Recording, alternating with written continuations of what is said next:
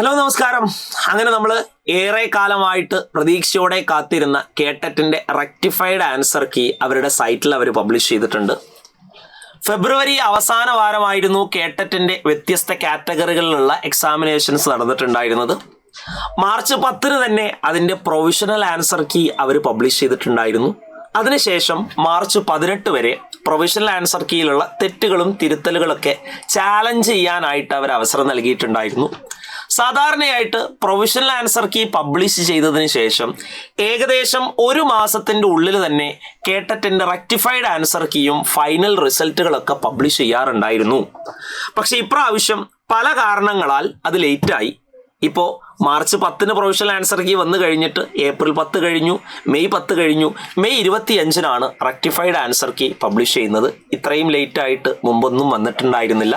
അതിനുള്ള പ്രധാന കാരണം അവർ പറഞ്ഞിട്ടുണ്ടായിരുന്നു, സാധാരണയിലും കൂടുതലായിട്ടുള്ള അപ്ലിക്കൻസിൻ്റെ എണ്ണവും ചാലഞ്ചിങ് ആയിട്ടുള്ള ക്വസ്റ്റ്യൻസിൻ്റെ എണ്ണവും ഒക്കെ ഒരുപാട് കൂടുതലായതുകൊണ്ട് ഡിസിഷൻ എടുക്കാനുള്ള കുറച്ച് ബുദ്ധിമുട്ടുകളും സമയങ്ങളൊക്കെ ആയിരുന്നു പ്രശ്നമെന്ന് പറഞ്ഞിട്ടുണ്ടായിരുന്നു. അപ്പോൾ അതെന്തായാലും റെക്ടിഫൈഡ് ആൻസർ കീയിലും അതിൻ്റെ ഗുണങ്ങളൊക്കെ കാണുന്നുണ്ട്. ഏകദേശം ഒരുപാട് ചോദ്യങ്ങൾ ക്യാൻസലേഷൻ വന്നിട്ടുണ്ട്. കാറ്റഗറി 1 അത്യാവശ്യം നല്ല ക്യാൻസലേഷൻ കാണുന്നത്. അപ്പോൾ എന്തൊക്കെയാണ് പ്രധാനമായിട്ടും വന്നിട്ടുള്ള ചേഞ്ചുകൾ എന്നൊന്ന് നോക്കാം. കാറ്റഗറി 1 പോവുകയാണെങ്കിൽ അത്യാവശ്യം നല്ല ക്വസ്റ്റ്യൻസ് ക്യാൻസലേഷൻ വന്നിട്ടുണ്ട്. ഏകദേശം 6ഓളം ക്വസ്റ്റ്യൻസ് ക്യാൻസൽഡ് ആണ്.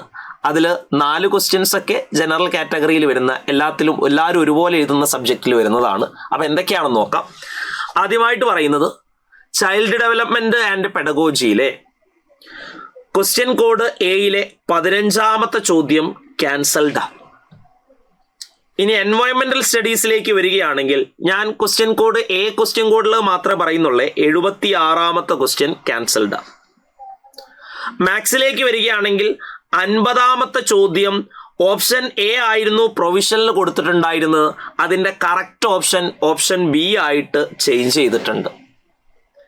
മാത്സിലെ 54ാമത്തെ ചോദ്യം അത് ക്യാൻസൽഡ് ആണ്, ക്വസ്റ്റ്യൻ റോങ് ആണ്.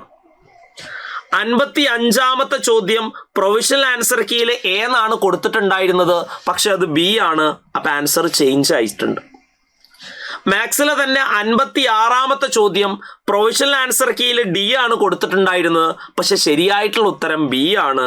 ആൻസർ ബി എന്ന് കൊടുത്തിട്ടുണ്ട്. ഇതാണ് മെയിനായിട്ട് അവിടെ വരുന്ന ചേഞ്ച്. അടുത്തത് മലയാളത്തിലേക്ക് വരികയാണെങ്കിൽ പാർട്ട് 2 മലയാളത്തിലേക്ക് വരികയാണെങ്കിൽ ഒരു ക്വസ്റ്റ്യൻ ക്യാൻസൽഡ്.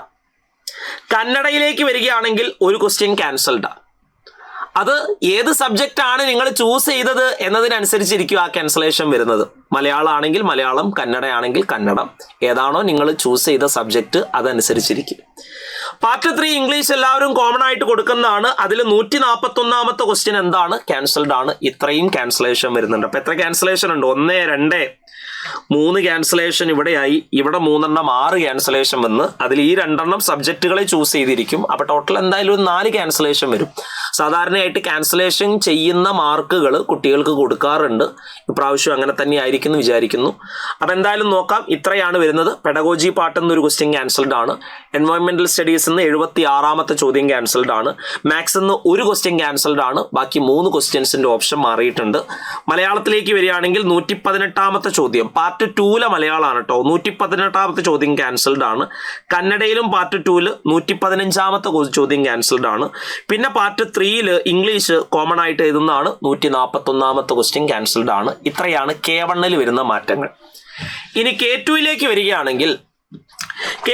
വരികയാണെങ്കിൽ പ്രധാനപ്പെട്ട മാറ്റങ്ങളൊന്നുമില്ല. മാറ്റങ്ങൾ വളരെ കുറവാണ്. പാർട്ട് 2 മലയാളം വേർഷനിൽ കോഡ് ലെറ്റർ എയിൽ 117ാമത്തെ ക്വസ്റ്റ്യൻ ക്യാൻസൽഡ് ആണ്. 107ാമത്തെ ക്വസ്റ്റ്യനും ക്യാൻസൽഡ് ആണ്.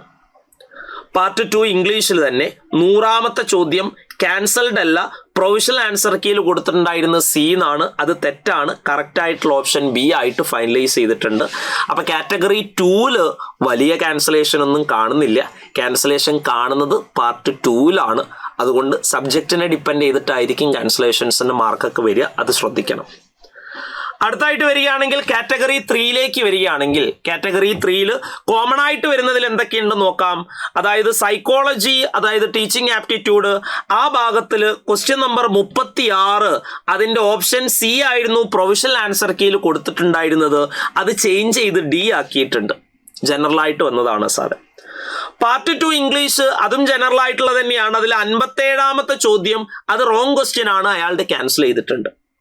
ഇനി പാർട്ട് 3യിലേക്ക് പോവുകയാണെങ്കിൽ ഡിഫറെന്റ് സബ്ജക്റ്റുകളാണെന്ന് അറിയാലോ. K3 പാർട്ട് 3 മാത്സ് ഉണ്ട്, മലയാളം ഉണ്ട്, ഹിന്ദി ഉണ്ട്, അങ്ങനെ പോകും. അപ്പോൾ ഓരോന്നിലും വന്ന മാറ്റങ്ങൾ ഓരോന്നായിട്ട് പറയാം.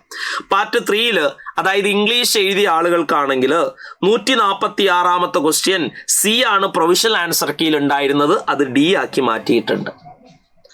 പാർട്ട് 3 ഹിന്ദിയിലേക്ക് വരികയാണെങ്കിൽ 85ാമത്തെ ക്വസ്റ്റ്യൻ ക്യാൻസൽഡ് ആണ്.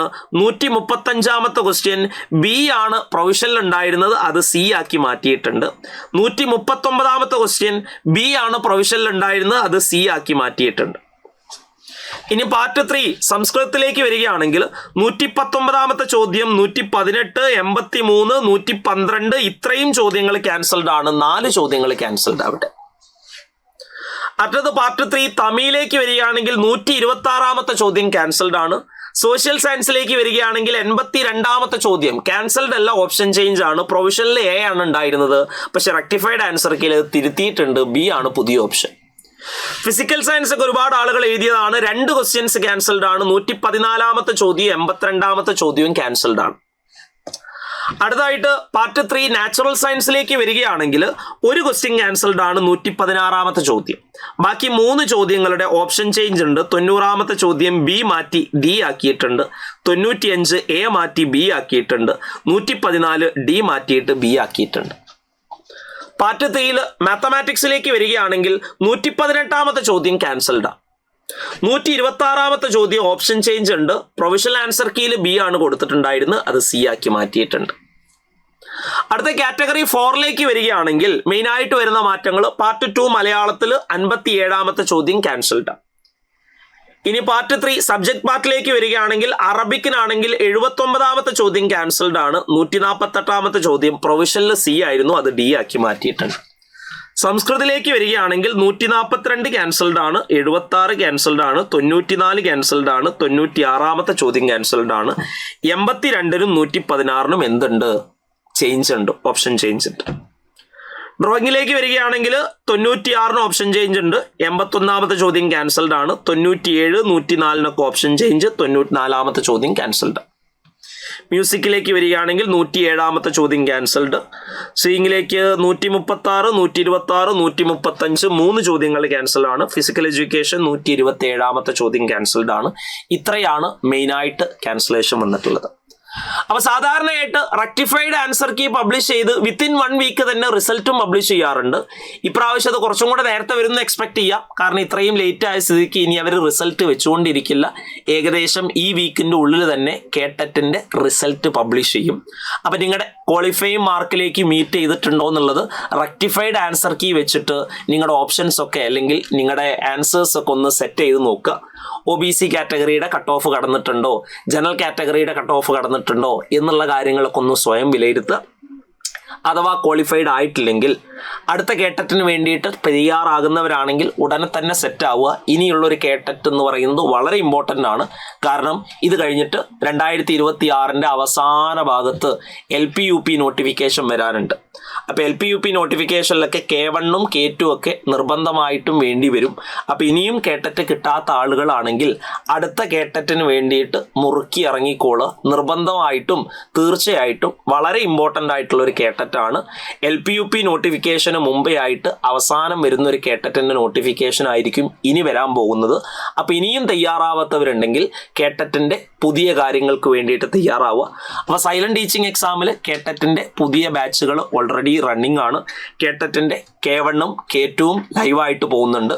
K3 മാത്സും ഇംഗ്ലീഷും ലൈവായിട്ട് തന്നെ കിട്ടുന്നുണ്ട്.